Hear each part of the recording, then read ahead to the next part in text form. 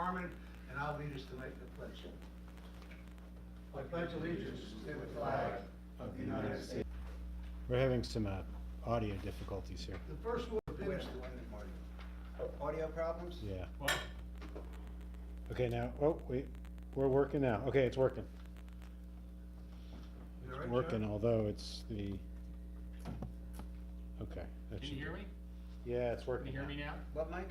No, okay, You all we're, right, John? I hope so. The first order of business tonight is to accept the nominations for the chairman for the calendar year of 2019. Is there a motion on the floor with respect to nominations?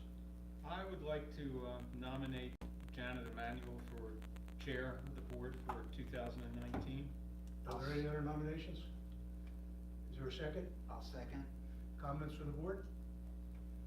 I would like to say that I appreciate all the support that everybody has given me over the last couple of years, and I welcome, since there's only one nomination, that's Janet, I would expect we're gonna approve that, and I wish Janet the best. It will be, I'm sure, an engaging year. So with that said, is there any questions from the audience, from the board? I'd like to comment. Marty, you're a terrific supervisor. You've been a great chair this past 2 years that I've been on the board, and I think you're the best. We have a great group of supervisors. Any one of us could take over the role of chair. Nobody can do it any better than you, but Janet is going to give it a very effective effort, and I think she is probably going to match you by the end of the year, and that's just the way it should be. So thank you, Marty. Let's give Marty one Best of moment luck. of crying. Okay. I wanna thank Mike for his kind comments, and Michael is not my brother, even though he may have some bearing of resemblance to it. That being said, all those in favor of the motion? Aye. If you give us a couple minutes, we're gonna change our seats around, and we'll slide down and move Janet up to the preferred location.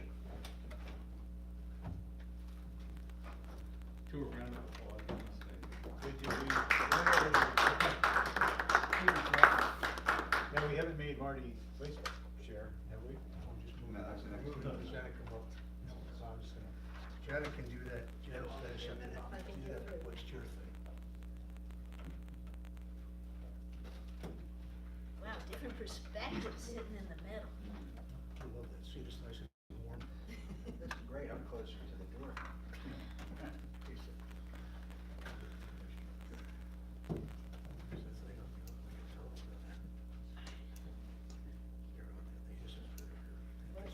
Booster seat.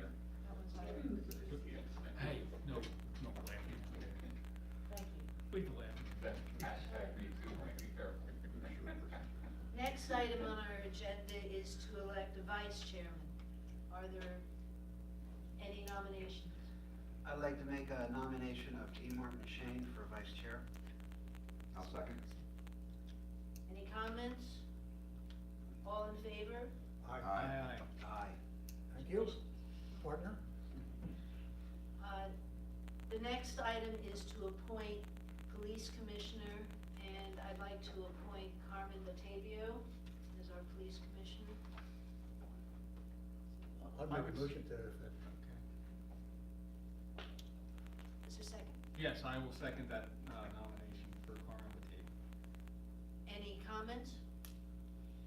All in favor? Aye. There you go.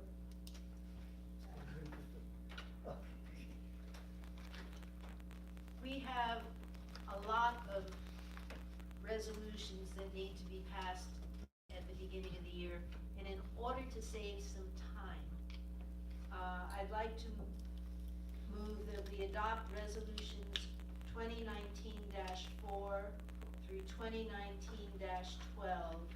and resolutions 2019-34, and through 2019-65.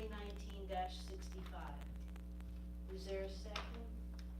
Second. Second, okay, you got it. Any comments?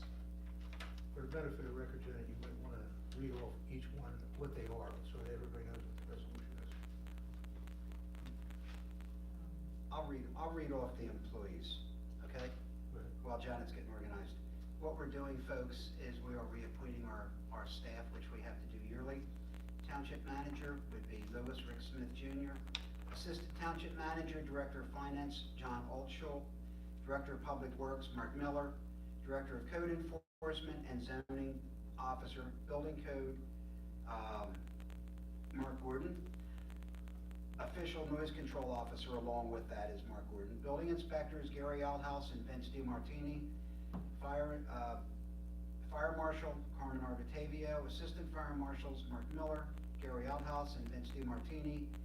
Township Solicitor, Buckley, Bryan, McGuire, and Morris. Township Engineer, Pannoni and Associates. Emergency Management Coordinator, Kevin Miller, who is our Public Works and also a chief in West Whiteland, I'm sorry. Assistant Emergency Management Coordinator, Michael Holmes. Delegate to the Chester County Tax Collection Committee, John Altschul. Alternate Delegate to the Chester County Tax Collection Committee, Lynn LeBlanc. Okay, the remaining resolutions are to reappoint township employees, to appoint depositories for township funds, to certify delegates to the PSATS convention, to confirm the 2019 holiday schedule, to confirm the 2019 meeting schedule, to confirm that Keystone Collection Agency is the Earned Income and Local Services tax collector for the township, appoint Maley LLP as independent auditors for the township, designate the emergency service providers, establish the 2019 fee schedule, authorize participation in the Municipal Risk Management Workers' Compensation Pooled Trust, and announce the continuance of all other applicable resolutions that were adopted previously. These are available on the web page. Are there any questions? None. What do you got, vote? You ready for the regular meeting? What? We need to vote? We have to vote. Okay, all in favor? Aye. Aye. Opposed? Okay, they are approved. Next, we get into the regular meeting. Chairman's report. We will have our annual planning session on Saturday, January 12th at 8 a.m. This is the meeting where all the ABCs, the authorities, boards and commissions come and they discuss the goals for 2018 and what they've achieved, and look forward to 2019 and what they're planning to do for that period. There is a vacancy in the tax collector position. If anyone is interested, please contact the township manager. The board met in executive session prior to tonight's meeting for a personnel matter. All right, I will open the meeting for public comment on non-agenda items. Is there anyone who wishes to make a comment? Good, we just saved 30 minutes. Cool. There are no police and EMS reports tonight, no financial report. We're up to the minutes and treasurer's report. Is there a motion to approve the minutes? I'll move to approve the minutes And I'll second that. of December 18th, 2018. Second that. Any comments? All in favor? Aye. Aye. Opposed? Minutes are approved. Next, the treasurer's report. I look over these pretty well. If anybody has any questions right now on any of the bills that we're going to approve, bring them forth now. I don't have any questions. I have a couple. I'm fine with it. I wanted to ask, I see Pannoni, our cost of the disbursement for this period is in the neighborhood of $40,000. Where are you, batch what? Oh, excuse Page me. what? It's batch 1, page 7. It's page 6 and 7. Yep. Let's see here. So, I mean, the big drivers of that are the easement at in the Cornwallis Drive and the Marydale Pond. Yeah, and I knew, and what I had written down here, John, do you have a feeling for, or no, I shouldn't say feeling, but know at this point in time, how we ended the year to date on the expenditures for Marydale Farm? Yeah, Pond. way over, like I mean, I know over the embarrassingly over budget. I will give you a teaser, cause I just finished it up this afternoon. Overall, the general fund surplus was $158,000. All funds, excluding the bond fund and municipal authority, was like $325,000 surplus. So, I mean, we got whacked, and I think, you know, I feel like I learned a lesson here about, the cost of vehicle rental in a big way. The cost of what, The John? vehicle rental Vehicle costs, rental, okay. but, yeah, I mean, at the end of the day, should we go out and bid it? Yeah, it's maybe something to think about for future ponds, so. Okay. Yeah, it was no doubt, I think it was a learning experience. It's great to be able to try and do it in-house, but it's a learning experience. I just wanted to ask one other question, concerning the county household hazardous waste collection program. Do we have, and I don't know that we get this over at East Bradford, but do we get a report on resident participation in that, John? I don't know. In residential, Oh, the household hazardous waste collection that residents participate in. Yeah, we do, I think we do get some report about the number of residents. I'm just curious whether it's 30 over the Yeah, course of the year, 50, you know what I can something. do, Mike, let me, I'm dig just through the curious. invoices there and we'll get something. to No you. Spanish Yeah. Inquisition, just wondered if our residents were using it. Is that it That's for all I have. questions? Yes.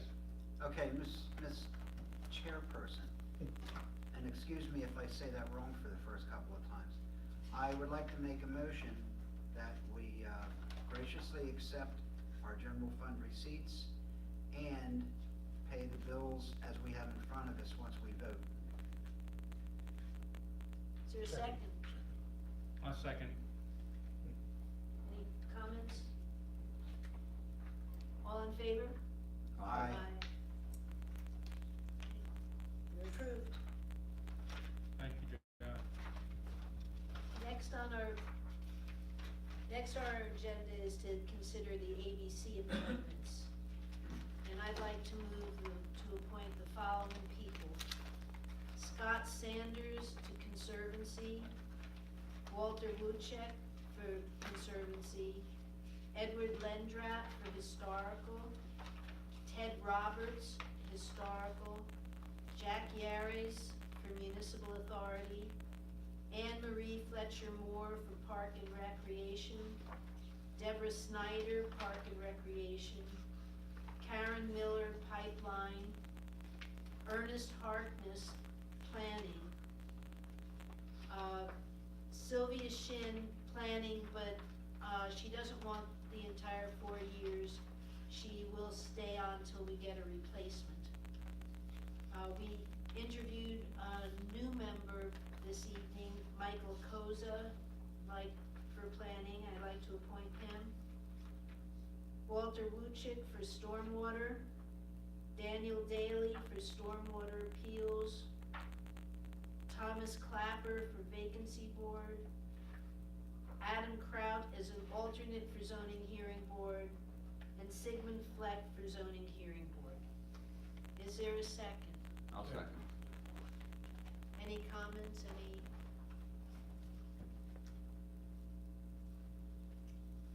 all in favor?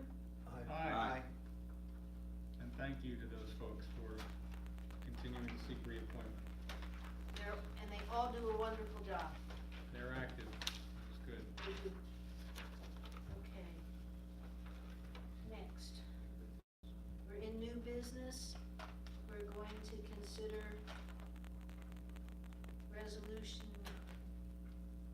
2019-184 for a Paoli pipe maintenance policy. Rick, could you explain that, please? When we build a Paoli Pike Trail, obviously it will have to be maintained. Several of the property owners we've been in contact with want to know how it's going to maintain. And so we've drafted the attached policy, which will essentially, we're gonna, the trail will be maintained year round. It'll be plowed, it'll be, ice controlled, we'll cut the grass, take care of the weed whacking, but it will be maintained year round. And in order to adopt the policy, recommendation is the board to adopt the attached resolution. Is there a motion to adopt that resolution? Madam Chairman, I move we adopt resolution 2019-184. Second. Okay. Are there any questions from the board? Yes, I have a question. Relative to the list of maintenance, in the realm of winter maintenance, snow removal, ice removal, I know we're a suburbanized municipality, this is gonna be a paved trail. And Rick, as manager, you certainly comment. My question is it more effective to simply close the trail during snow events and advertise or post notices that say no winter maintenance, like we see on certain roads even in Chester County, as opposed to taking the public works from the roads and their primary duties during winter maintenance? No, I think we need to maintain the trail. If we're putting a trail in for the public to walk, I think the expectation that they should be able to walk. And the fact that, you know, it's no different than the borough of Westchester, where if you have a sidewalk, you have to clear it. Do we do the same kind of maintenance for our trails in East Goshen Park? No, No, we do not We do not. maintain the park. we do not. And the distinction, This is a pedestrian access trail that well, put this way, once the trail is complete, the segment of the trail that goes through the entire park will be, maintained. Whether or not we'll maintain the other trails throughout the rest of the park, the board hasn't made that decision yet. Mike, just as a point of reference, the trail that we're putting in, not only is for our own benefit, but it's part of the mid-county, Chester County Trail System. Now, when West Goshen gets their part done, our trail will connect to theirs, which takes you into Westchester, and ultimately out to Exton and out to Downingtown. So, right at the moment, we'll be ahead of West Goshen. However, at some point, I hope in the near future, that they will have their trail finished, and it will take you right in to the point of where you need to go in Westchester. So, in the wintertime, it's probably gonna be, the use will be internal here to East Goshen as well as from East Goshen out to Westchester and beyond at some point in the future. does anybody know, and I don't, and I've been on the trail maybe a dozen or more times on a bike, but the Chester Valley Trail It's not plowed. is not plowed. They do not do winter maintenance on it for the reason, the only question I was gonna bring up, Mr. Chairman, chairperson, is. Madam Chair. Chair, fellow chair, Mrs. Chair, whatever chair, desk chair. The only Hey, reason hey. I wanted to bring up is the problem we had with the parks, if I remember back, of maintaining them, was when we get into the ice. You get driftage, you get melting, then you get ice. So every night it's frozen, so every morning at 5 o'clock in the morning, someone would have to go back and salt, which is gonna just freeze up again. I am not positive about winter maintenance for this Paoli Pike Trail when it is an icing situation. Because I think what's gonna happen is you're gonna have an expectation that people are gonna say, that darn trail better be open. And if we feel it's too dangerous, maybe we shouldn't open it. And then have to post it and say, due to dangerous winter conditions, the trail is closed at this time. I would like to keep that avenue open for discussion. I would too. Because I don't think we want, in my opinion, I don't think we blatantly want to say that that trail will be open 365, 24/7. Hey, Rick, or Janet, maybe a solution right at the moment, temporary solution right at the moment, to have Rick call the county planning commission and see if in fact, what they plan to do with this. If in fact they expect the entire trail system to be closed during the winter for the reasons that we stated, then we should reconsider what we're doing. So why don't we just table this for the moment, get a feedback from the planning commission, from Chester County, and then react to that. I would add that, and part of the problem will be, is the property owners we've talked to, they want the trail, if they're given an easement for the trail, the expectation is their people should be able to walk on it year round. Yeah, I think that the distinction on this trail is we're building it as a trail, but we're also building it as a pedestrian walkway to a commercial area, so it's almost a sidewalk. And if it's, that's number one, and so people will expect to be able to walk on it over time. And number two is that it becomes an issue with an easement. If somebody's gonna not grant us an easement because we're not going to agree to maintain the trail, then I think we gotta consider maintaining the trail, so. Frankly, I'd like to see us maintain the trail in the park as well, so, but that's just another subject. The question, David's right about what the purpose of it is, but it's also, there's another purpose to it, and that's the Chester County Trail, which is the driving purpose. There is a liability issue there that I don't know, it might be prudent for us to know what the liability is or how you get out of the liability if in fact you post the thing properly. And I would suggest that we look into that as well as look into what the county expects, the expectation is. I would just like a little bit more review of this to have a better understanding. It's not to knock the recommendation and the comments of David and the recommendation of the manager of Rick. I would just like to know a little bit more that we're not over-committing, that we're not putting ourselves in jeopardy with liability potentially and representation as to how it's gonna be maintained and creating expectations that are unrealistic, all of those kind of things. And if we have some objective information to go with it, how the county handles it, et cetera, I think it'd be at least worth, not, you know, giving this just a little time, whether it's just till the next meeting or the next month. It's not like we have the trail to worry about at the moment anyway, and I don't wanna hold up progress, but I think it'd be good to make I'd feel more comfortable with a more informed, background for Hey, making a Rick, decision. there's, Mike, excuse me just a second. No. Is it necessary to do this in order to secure the easements? Is this part of the easement process or is this We're independent of it?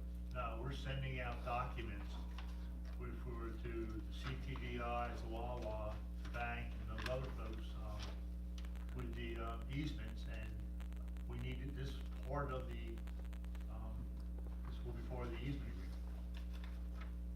So, if we lose 2 weeks, we lose 2 weeks. I mean, the world's not going to, you know. The only other way we could approve it, as far as I'm concerned, if we go to the area when we're talking about year-round maintenance, like the second page where it says year-round maintenance within the sidewalk easement will include snow removal, ice removal. Year-round maintenance may be discussed at a further time. I don't wanna lock into the fact that we're gonna keep that open 24/7 right now.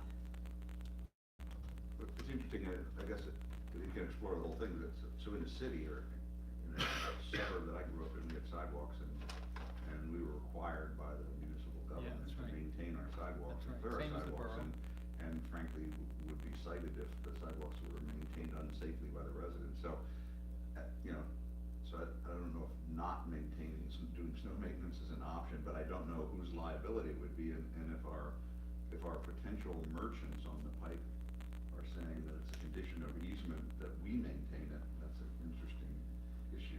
Yeah. Well, are we going to open the trail when I'm taking a once or twice a year that may have a full blizzard or an ice storm. No one's working. Our public works are trying to get the roads open, so we're gonna leave our roads so that we can get out and crash into each other to go open up a pathway where people aren't gonna walk on it because they can't get out of their house. I'm just saying that that we should have the option in severe weather I to think be that- able to make a call. And with the sidewalks, you are correct, but I believe, at least in Paoli, you have 48 hours after the event ends to clear the sidewalks, Yeah, and I think so that that's- it gives you time. And that's the prudent man, legal theory. I think, we just handle that in a way that would be Reasonable. The expectation is, like we do today, they'll plow the roads, and then once the roads are plowed, then today, we come back in and then we shovel this walk to the township building and, what we have to do down the chamber.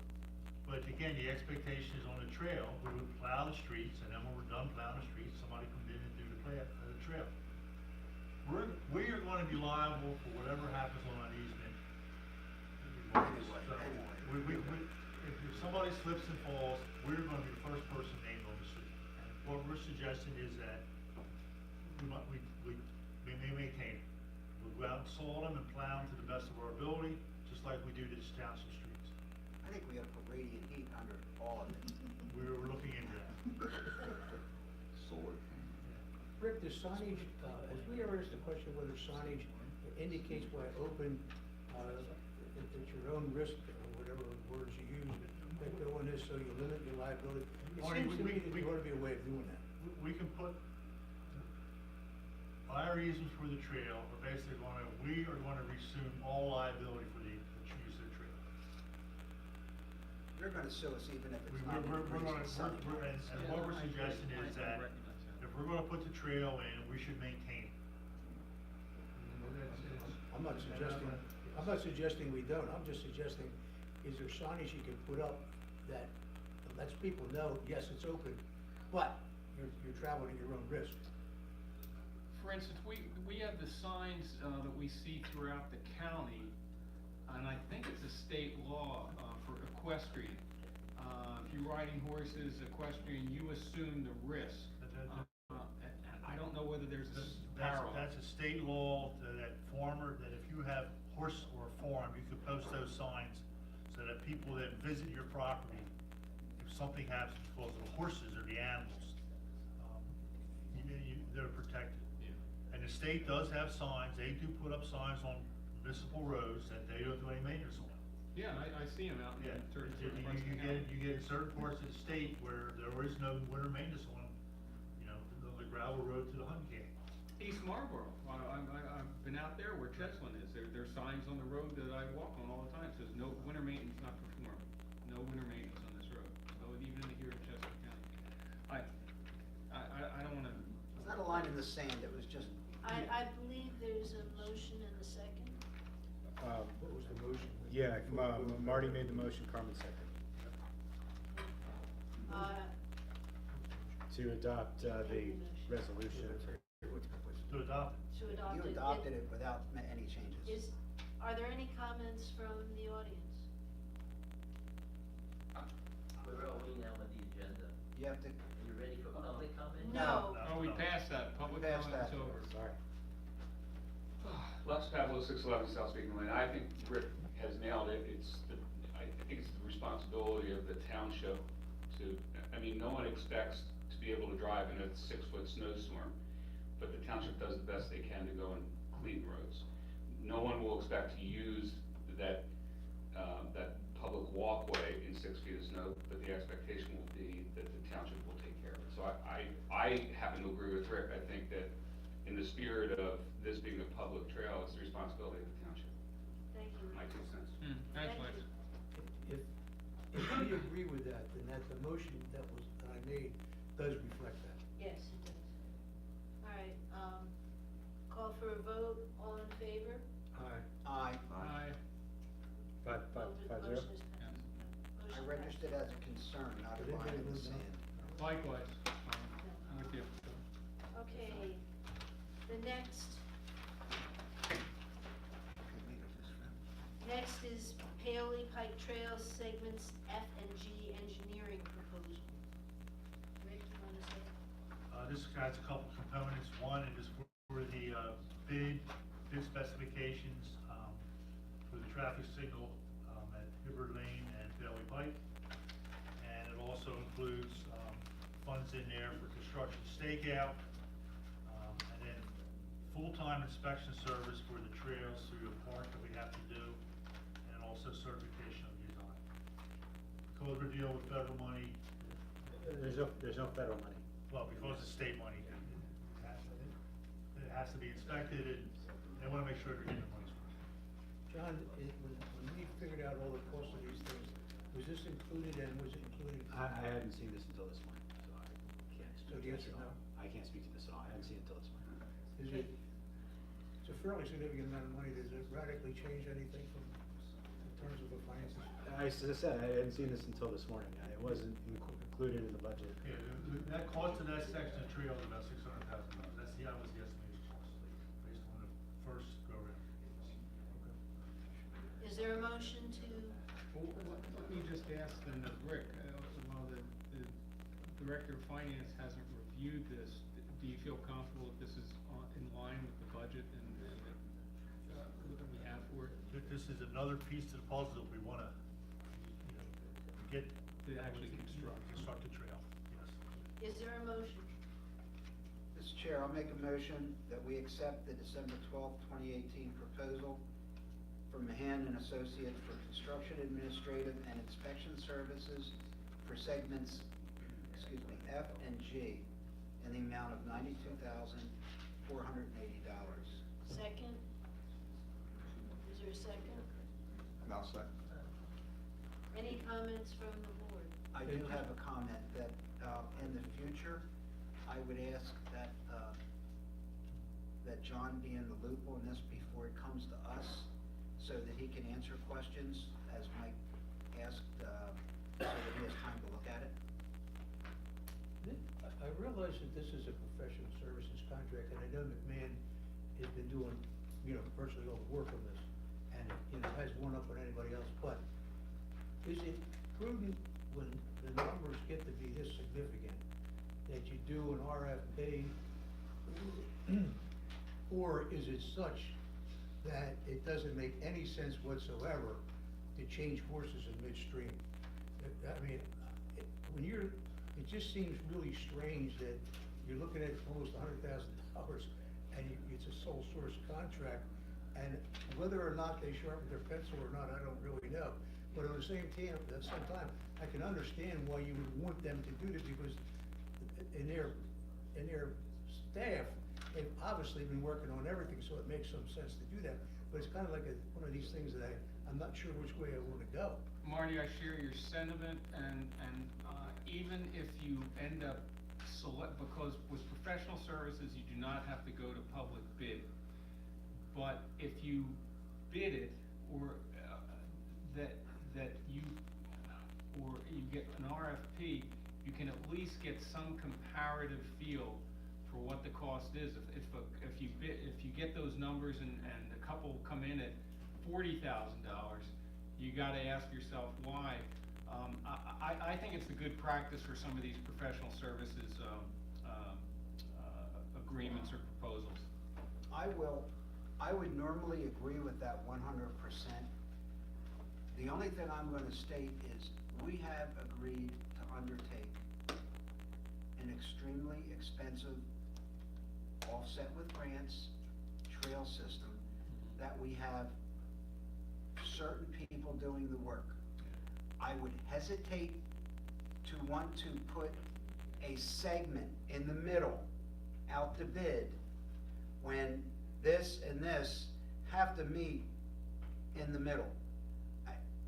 If we were to do that, then you would have bid each segment with a construction manager over top of it or something like that. But the way this was designed, the way, in my opinion, the way it's been run, the way it's been created, and the way it's being, I don't want to say manipulated, but done in stages, I think by changing the company, you're actually going to work in negative. And it's something that we should have started from the very beginning if we were going to do that. Yeah, and I appreciate that sentiment as well. Is this I didn't see it in specific words, is this a not to exceed number? I know the additional costs for travel, et cetera, but is this a not to exceed number? And it would be not to exceed, and it also is estimated, they estimate, that it's gonna take 12 weeks to build the trail through the park. So So, and they're estimating that's gonna be, somebody's gonna be inspected full-time, which is 30 hours a week. So obviously, we can build the trail Sooner in that 6 would- weeks, then we can save a bunch of money, so. As long as they know that, that's Yeah, fine. and as long as we're on top of it Yep. as well. Yep. Okay, well, again, these are, this is good to discuss, and Marty, I'm right with you on, when we get to these professional services agreements that are, contracts that are this high, it makes sense, and yet I appreciate the continuity aspect that Carmen is part of. It's You know, it's interesting. challenging when you have a big project Mike, like it's this at our interesting. level. If you, it sounds like in effect, the person that's in the position that McMahon is now, they should be giving you actually the best quote because they know more. On the other hand, if somebody comes back and there's a significant difference, this gives you the opportunity to ask why, but the problem is, I don't want these people to make them think that they gotta go to all this work responding to an RFP, and we're doing it just to make a check on our primary source, and that doesn't make, Yeah, you that's can't not cry fair. wolf, you can That's hurt not yourself, fair. and I get that too. It's a I'm tough kind of one. in a quandary on this. Yeah. But I would have to say to the staff that when we get something like this, particularly this magnitude, I would assume like that you always review these things, and in this particular case, we'd even take a finer review just to make sure that we're getting fair value for what we're asking for. I'm not suggesting for a minute we're not, I'm just saying that it's a big number, and all of a sudden, we got one person that's supplying the price. It just seems like it's not the right way of doing it, but I'm not sure there's a better way of doing it. Again, I'll state that if we were going to go that way, then we should have bid each segment individually. This is the first one? They've done a ton of the preliminary work. I I know. think to change, Oh, you mean if they did all of to them? change shoes at this point would be a potentially, a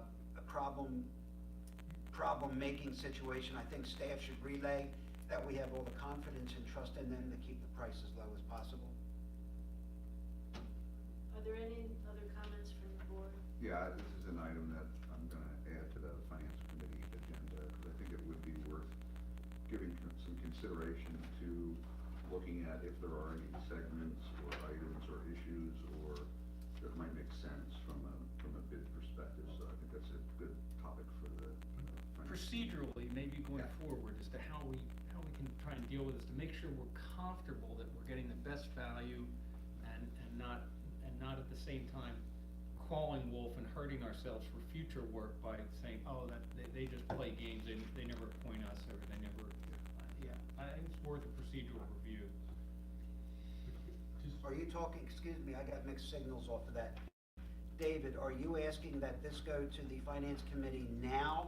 We don't have Because to- Michael just stated that, I think, in the future, No, things. yes, I'm thankful that Are you asking that. both on the? Yes. I'm I had talking two- about I going had two- forward, not the two- particular motion. tonight, Okay, but- I just had two signals there. We have one NPDS permit for this project, because again, and we're going from Reservoir Road to Line Road. And so McBain is contracted to do all the design, and get that permit from one end to the other. So at some point, we'll have a similar situation from, C and D and E. But the challenge is you have if you have one person designing everything, and then you try and do the inspection, then there's the back and forth of, well, That's not a good move, yeah, I understand. That's the challenge. I know, I agree. Any other comments from the board? Any comments from the audience? Have a vote, all in favor? Aye. Aye. Aye. Aye. 5-0. The motion is passed.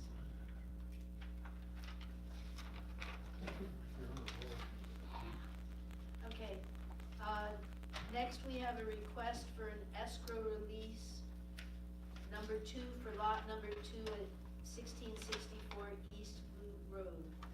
I'd make a motion to accept that Second. recommendation to release. $42,750, but they want released $41,250. Is there a there a, Second. let's, you got the motion? Okay. Is there a second? Second. Look, David, second. I did. Oh, David Okay. seconded? Yep. Okay. Any discussion? All in favor? Aye.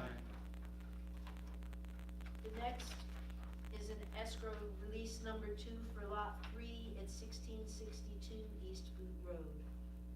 The developer has requested a release of $32,560, and the township engineer recommends a release of $31,060. I make that motion.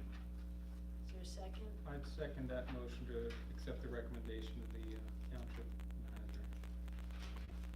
Any discussion? All in favor? Aye. Aye.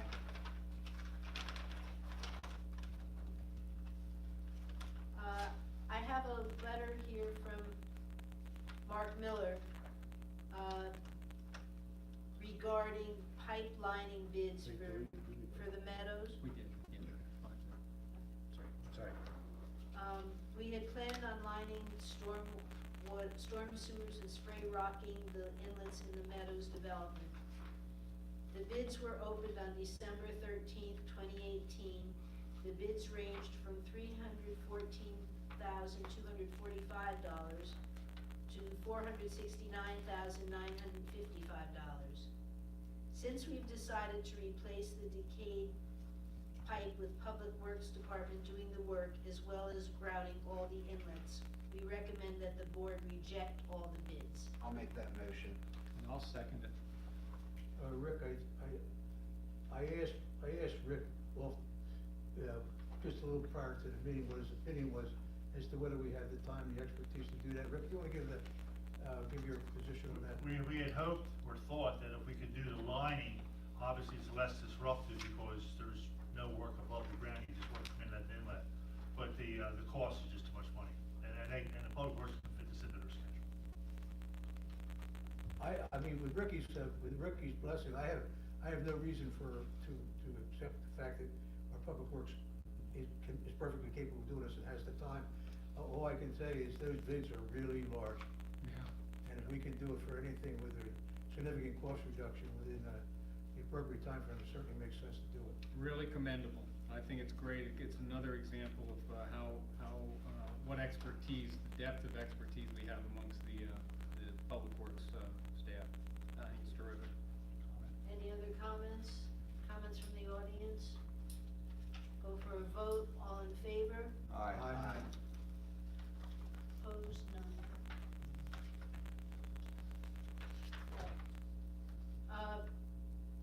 With our refuse and recycling collection days, some homes are collected on Tuesday and Friday, and others on Monday and Thursday, which means that because of Monday holidays, we wind up having, some people get less service than others. So it has been township practice to change the days every 3 years. So the north side and the south side switch collection days. We last changed days in 2018, so, 17, and so they should be changed in 2020. As chair, I make a motion that we unfortunately change the collection days for 2020. Is there a second? I'll second. Any discussion? Yeah, we've had a lot of discussion about this in the past.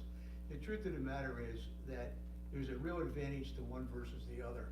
And we've decided in the past, and I happen to agree with it, there really isn't an alternative but to give each a fair chance over a 3-year period of time. However, this is great notice, and I know we'll be letting people know closer to the reality time that we're switching, so that when with the first week that we correct the trash, that people have the trash out and recyclables out on the right day.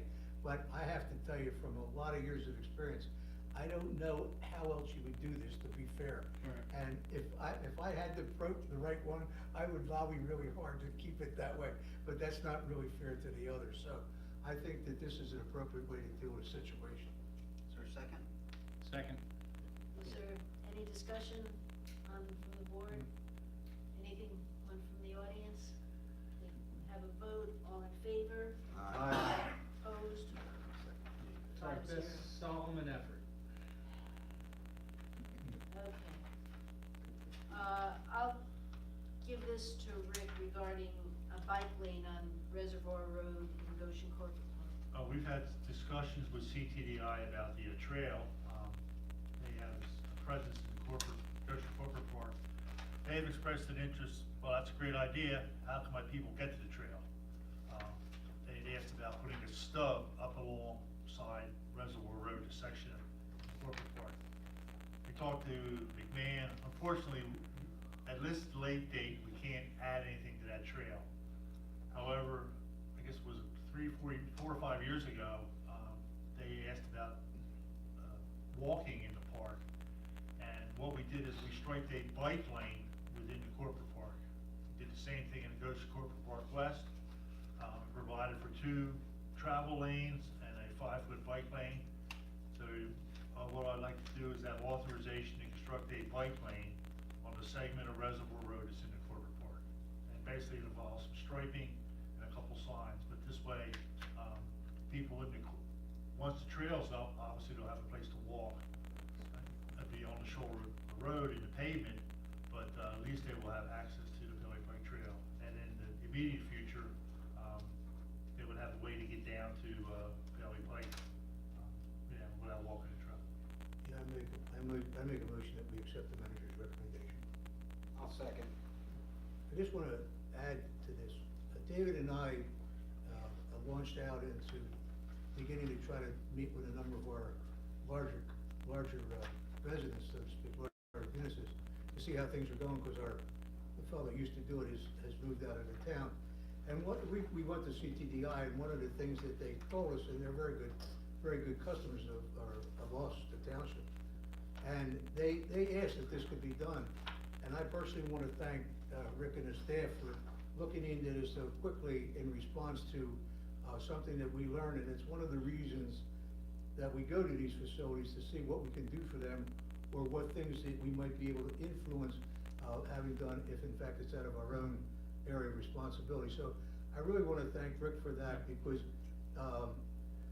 they asked us to put a striping inside the park so that people could do it, knowing that we're coming along with this trail. It's a logical thing to ask if they can have access to the trail.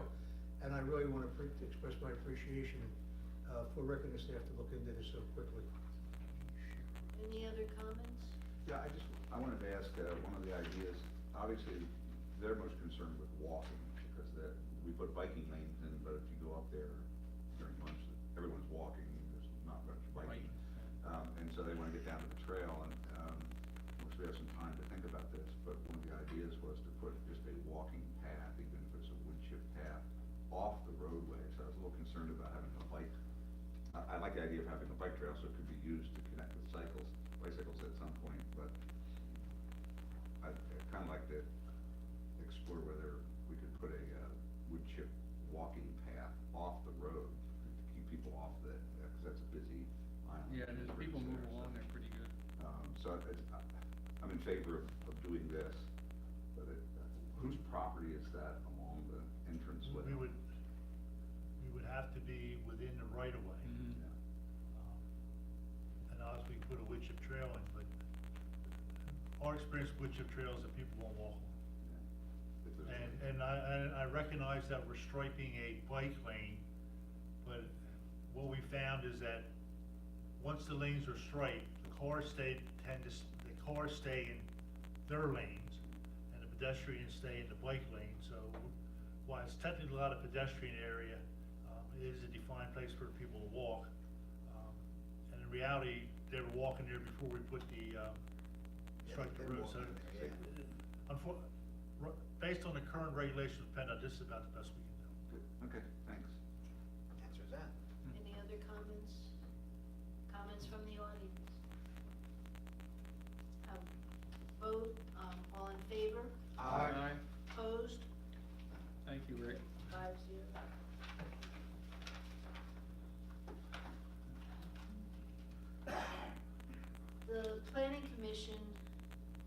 response to goal 3E of the 2015 comprehensive plan update has been reviewing, the idea of promoting new uses such as incubator businesses in appropriate locations in the township.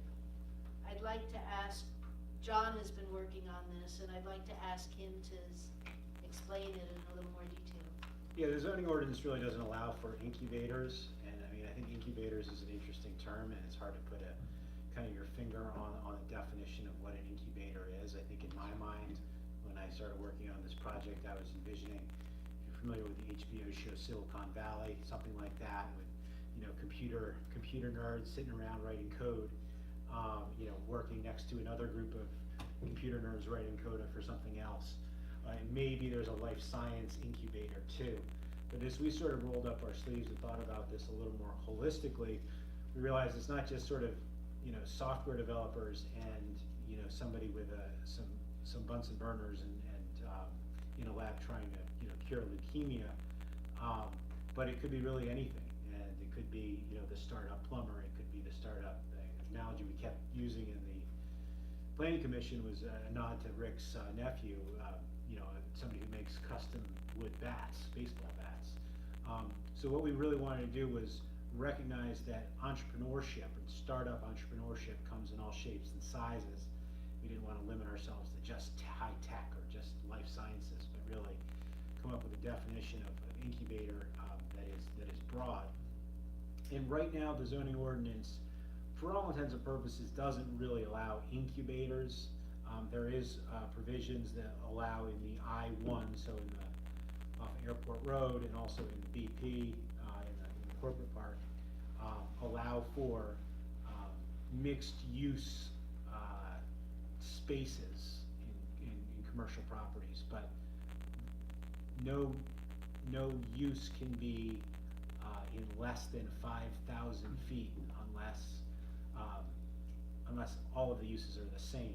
So for all intents and purposes, it doesn't, like our zoning ordinance just is sort of stuck in the past of the 1970s, 1980s sort of model of the suburban industrial park. So what we're really trying to do is foster, you know, different kinds of businesses and different kind of startup and entrepreneurial businesses. So this proposed ordinance that was sort of vetted by the planning commission would essentially allow for incubators, business incubators, basically, in other words, and I don't mean, when I say business incubator, I mean a space for multiple different companies to operate. Business incubators to be allowed by conditional use in the I-1, I-2, and BP districts. But then once the conditional use is granted, any actual tenant in that space be allowed to start up with only a use and occupancy permit, even if that use is only allowed by conditional use otherwise. So if it basically falls under the business incubator category, all you need is use and occupancy. You know, we'll check for, you know, health safety, life safety, you know, the standard building code stuff. The draft ordinance also has a sort of a stopgap measure to prevent any, you know, to recognize the minimum parking requirements as well. So, you know, hopefully, is there a demand in East Goshen? Maybe. You know, there's certainly demand. I know Westchester just opened up a new business incubator. There's business incubator space up in Euclid Township and Eagle View. You know, the Artisan Exchange in West Goshen is a good example of a non-high-tech incubator. So incubators can come in all shapes and all sizes, and I think this sort of just opens the door for those types of businesses to move in the township in the future. So at this point, just to circle the square here, this has been sort of approved by, or, you know, recommended for adoption by the Planning Commission. It hasn't yet been sent to the County Planning Commission, so really the motion, if you guys are comfortable with this ordinance, would be to send it to the County Planning Commission. So moved. I'll make that motion, John. I'll second. I would say, and I don't know if this was a part of it, but back when Sandy was here, Sandy and I traveled to one of the buildings over there, and they were interested in doing this. And I don't don't know if that's the genesis of this or not, but the idea of to try to bring the two corporate parks up to today's environment is really great. And I think, I wanna thank, I guess, John, you're the one responsible for this, the majority of it anyway. And I think it's really a good thing to do. I think it'll be interesting to send it over to the planning commission. I wholeheartedly support that. It'll also be interesting to see what comments they have, coming back, just to see if we got this thing figured out the right way. So, I think the motion is an appropriate motion at this time, and I would support it. Any other comments from the? Yeah, I support it as well. I've been to the one in Eagle View, and it's a very interesting environment. I've been there regarding some financial services, but there's a variety within at least the space that I was in. It was a very interesting environment. I am, Marty, very interested to see how the county reviews this. Of late, and I don't know what's changed, whether it's Brian O'Leary and his influence as the director of planning, but the reviews coming out of the county lately, whether it's 247 reviews or others, are much improved, much more detailed, much more invested. So I'll be really curious to see how the county planning commission reviews it. They've made a great leap from some prior years when their reviews were very vanilla and didn't tell you anything to what they are now. And so this could be. You are right, it is due to the chairman over there. I am on the board. I know and I you're will on the tell you planning that they had a lot of discussion about how they could make their responses more informative, not only in a number of different directions. So I would think you're going to get back some meaningful comments that will be helpful to us. Good, okay, well, I fully support it. Are there any comments from the audience? Lex? Yeah, for a change, not pipeline related. Lex Pavlis, 611 South Speakman. John, I think it's a brilliant idea. I happen to have worked for 3 startup companies, and I think the value is not only differentiating what I think East Goshen is, which is a cutting edge kind of community, but it also, the incubator concept, also in the 3 startups I worked for, they all had an alignment to higher education. So you have Westchester University, you have Immaculata. We're right smack in the middle of some really good education, you know, secondary or whatever you call it, college level education. I think it's a terrific idea. And having done for 15 years, 3 of them, this township could greatly benefit not only from looking at what it could do today, but those incubators invariably become bigger companies, and then they end up staying in East Goshen and become part of the tax base and the whole thing. So hats off. I think it's a great idea. Nice. Hey, Lex, I'm glad you made the comment, John. I think you might notice, but I'll just mention it anyway.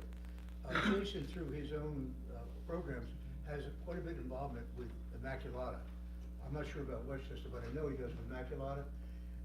If in fact this becomes fruition, I would maybe suggest that I do Yeah, suggest I that can't we shoot speak to Jason him. up there to let him. I can't speak to Immaculata.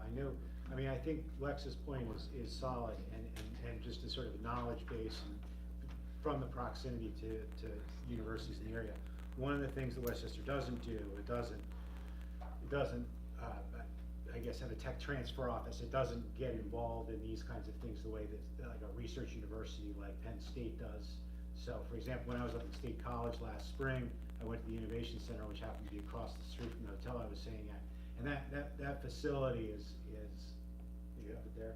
Well, No, that's the. this is the Center for Community Solutions at Westchester But University. is that like more of a, like a It's more of a nonprofit? problem solving, within the university Yeah. to help entities in the Yeah. community. So like Penn State owns the Innovation Center, and that's not a game that Westchester plays, for example. But Lex's larger point, there's definitely a knowledge base and sharing of ideas because of the proximity to the university.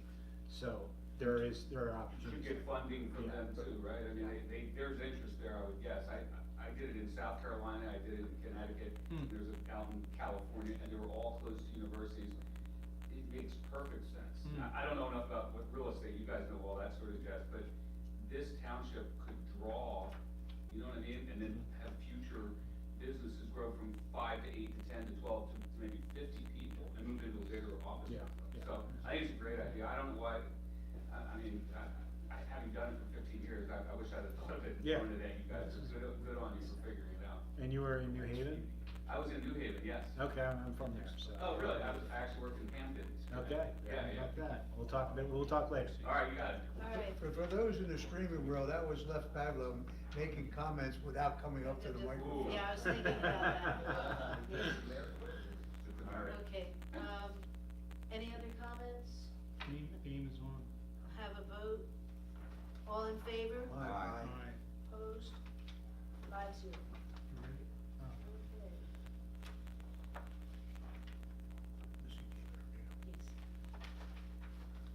Okay. Yes. Yeah. Next. Board members, we received a request from Melissa DiBordino.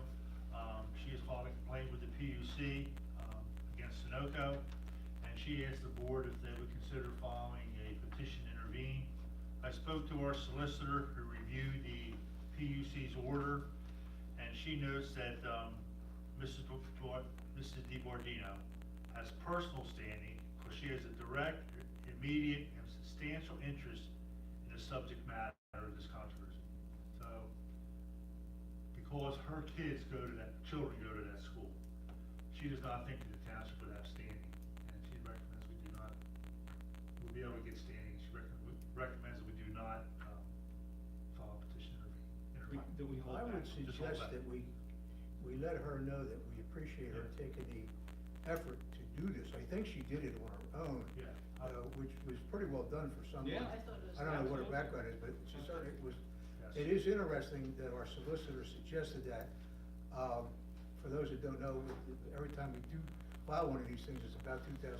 So if in fact there's a likelihood that we don't have standing, I would suggest that we don't file a petition, but we do express our appreciation to her for her enthusiasm and initiative to take this issue on. It should also be noted that as I read it, the petition, her petition, is very similar to what petitions have been filed by others. So it's not like this is the one of a kind, and it may get lost in the shuffle. I don't know how they're going to handle this at the PUC, but there's a number of these that are very similar in nature. So it'll be interesting to see, but I think that we should recognize for sure and let her know why we're taking the steps that we are, and we appreciate the fact that she took the initiative to do what That's a she did. motion, I would second that. I agreed. All in favor? Aye. Right. Aye. Thank you. So that's Marty. Okay, we're up to, We have, It's a game time. any other we have, any other matter. There's a meeting at East High School on the proposed zoning amendment to the ordinance. And so I've distributed tonight copies of what's commonly referred to as yield plans for the Lewis property.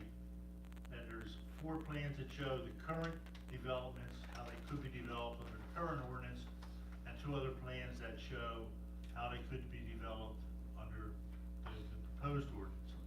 And all this information will be posted on the webpage tomorrow. Okay.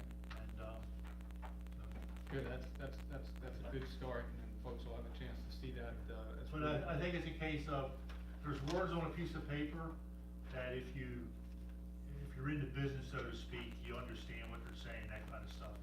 But having an actual aerial photograph of the property with the property boundaries and lot lines and streets, it makes it a lot easier for the layperson to understand. brings it to life. Yeah. We've Thanks, seen Rick. a copy of the packet that Rick is talking about, and I think it's done a lot to help us from the last meeting to look at what the various options are with respect to the implications on the Lewis property in particular.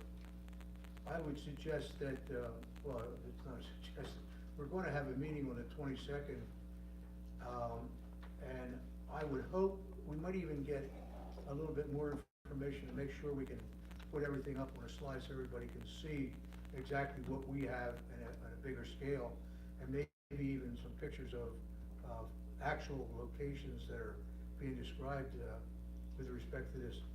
I also think it's necessary to let the people realize that that meeting is really constructed to let our consultant primarily let everybody know what's in these packets, and then continue to take input from the residents. And hopefully, at the end of that meeting, we're able to move on to a point where we could have a hearing to make a decision whether we're going to accept all or none of this and go from there. So I would make a motion to that effect if we need it.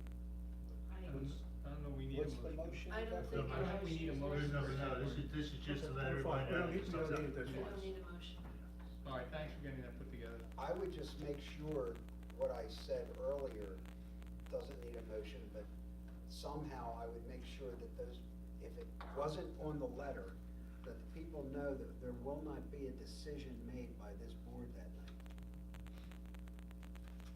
I mean, that was one of the problems that we had the night that, the first night we had it, is they thought we were making a decision.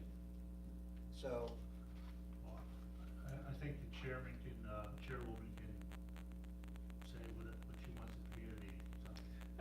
I you would can always ask, put I it would ask posted. that the board consider sending it out somehow before, because there may be people with a decision not being made. Some people may not bother coming, and will wait for the information if they know a decision isn't being made. I think we owe it to them to tell them if we're not making a decision, so that they don't sit out there for 2 or 3 hours and then assume, or wait for the chairperson to say that we're not going to make a decision. I think we ought to announce it beforehand on our website or something. There's something to be said for what Carmen said. Ricky, Yeah, I don't have the letter with me that you sent out to the 1,000 feet. Is there a reference to what Carmen's suggesting in there? No. No, it I just read says the that we're letter. having a meeting.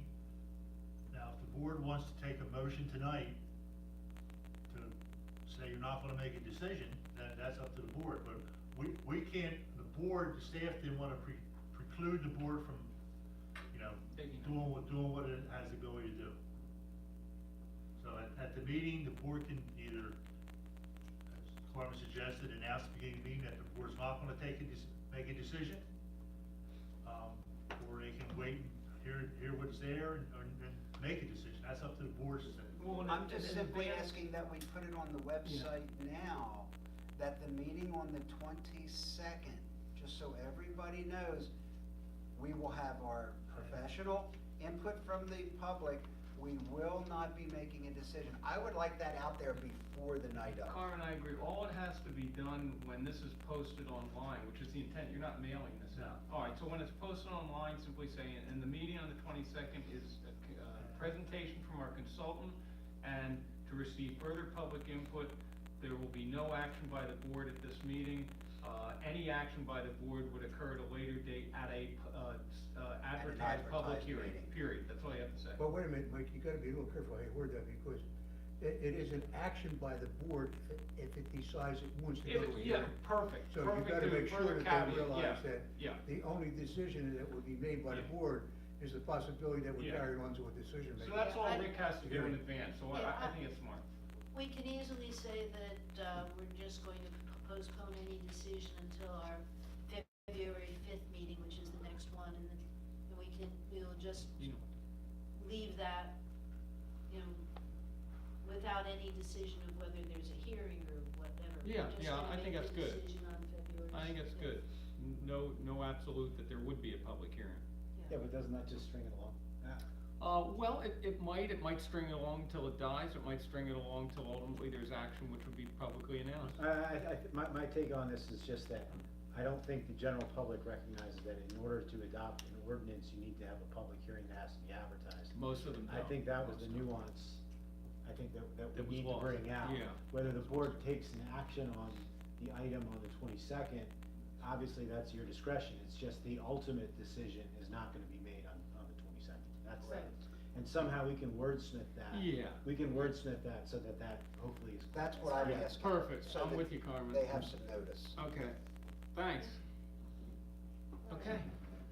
It should be duly noted that John is very good at wordsmithing, Yes, he along with is. Ricky's assistance. Yes, he Yeah. is. Is there a motion to adjourn? The only other item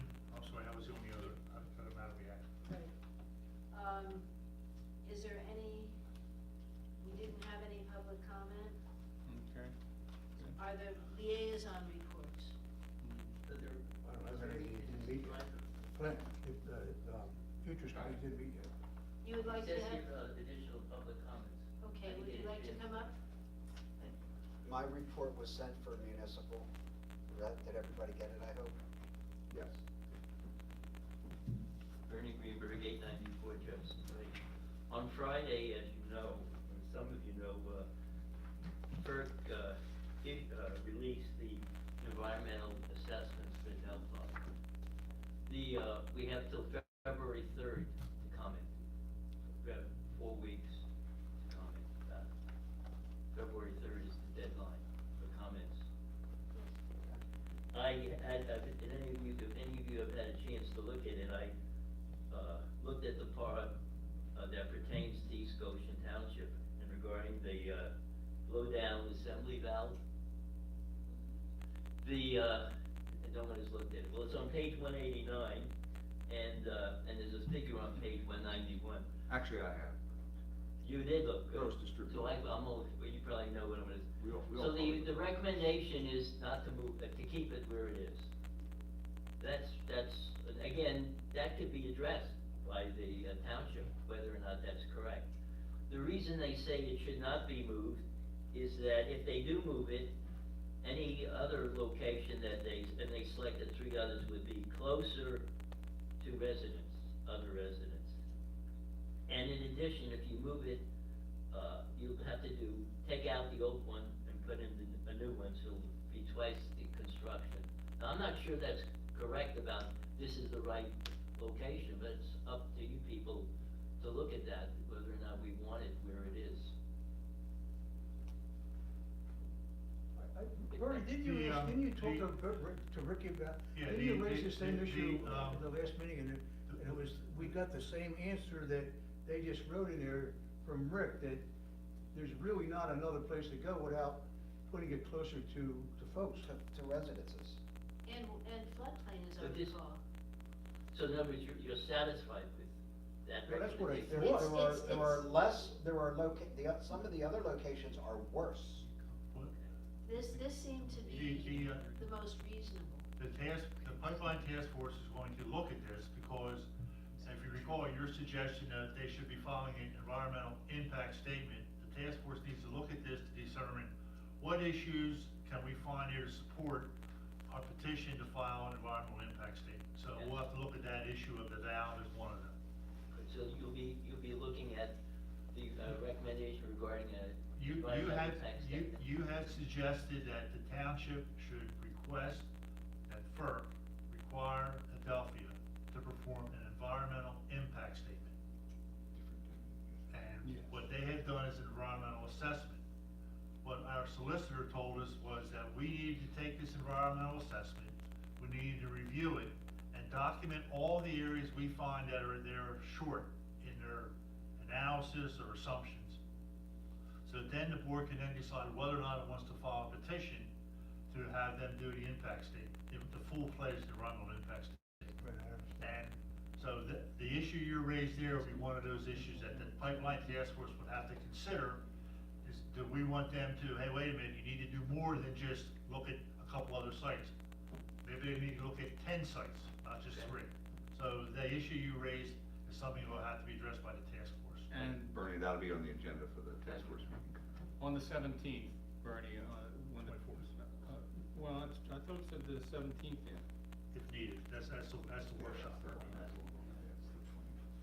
17th, pipeline task force. Are there any other, And then there's one on the 24th, there's one on the 17th and one on the 24th. So I'm sorry, the 7th, the real meeting's the 24th, so it should say if needed. I'll be in Carolyn's office about 11 o'clock tomorrow. okay, At lunch. okay. I like prime rib and lobster. We'll do our best. Okay, we have some correspondence.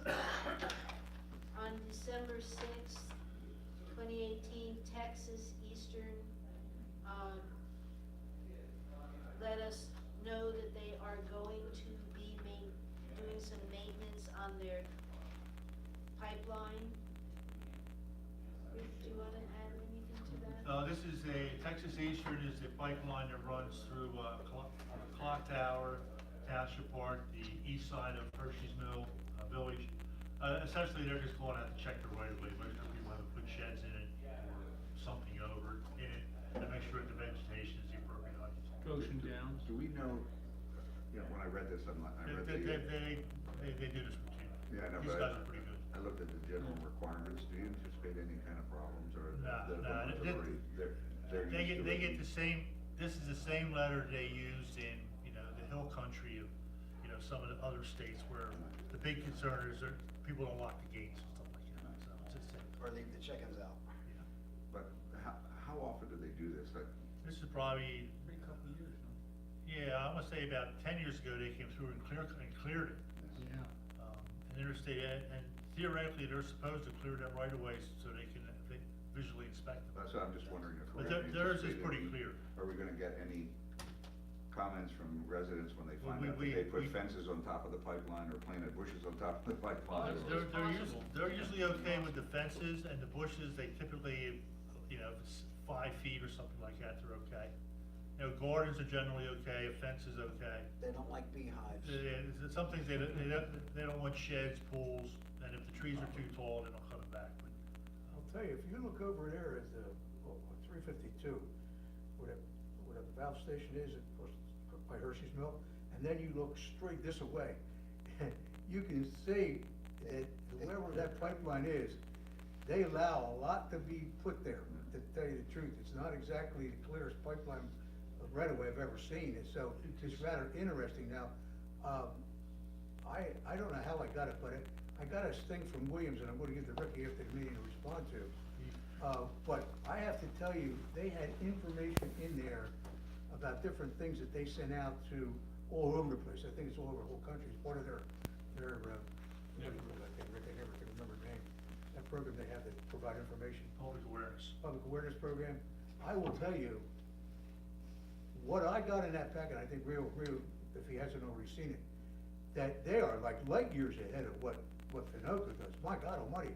They show everything that they need to show, including what to look for in terms of leaks and the whole thing, in one thing that just came out. I mean, it's a beautiful little thing. It's not a big deal, but boy, it sure has a hell of a lot of information, and even the survey that they want return and whatever Rick do it, rather than big. I've done mine. And, That's oh, for you you've to do. done yours already, you little sneak. Yeah, they send it to everybody. Marty, you want Oh, to really? leave, let's go. So anyway, that's fine. I don't have to do it. somebody just scored. Okay. Marty wanted to leave. All right, I didn't realize. We it was have- that time yet. we have another correspondence from the assessment office of Chester County about our statement evaluation. Rick, you wanna? How'd we do? Did we Or increase? John, do you wanna do John. that? Yeah, we went up by 0.6%. On the Not bad. bottom of this page, I wrote down what it was the last 3 years, but I wrote down the actual real estate tax collected, not the assessment values, but, yeah, suffice it to say, it's up 0.6% That's from good. last year. That's good. Better than the other. Hey, John, I forget, do we get stuff from the utilities or no? But come again now? Do we get stuff from the utilities? or no? Yeah, that's, Public utility. it's listed there too. Public utility valuation. I mean, I think it's down slightly from where it was about Okay, 2 we years do. ago, but I it's can't- still, I couldn't remember. it's like I think it's on $100. the Pico bill. Yeah, but pipelines are not. Yeah, not, No, not. pipelines are different, I'm talking about Pico. Yeah, Pico facilities are. Okay, The other side. all right, is there a motion to adjourn? Yes, there is. Yes, there is. Second. All Third. in favor? Aye. Aye. Does anybody want to know the score? What is the score? You don't, I don't know the score. I'll see you tomorrow. Okay, very good. It's 0-0. Do I need birth certificate? No, you have to bring a driver's license. Just driver's license. All right, guys. Thanks, Dave. Good night. Good night.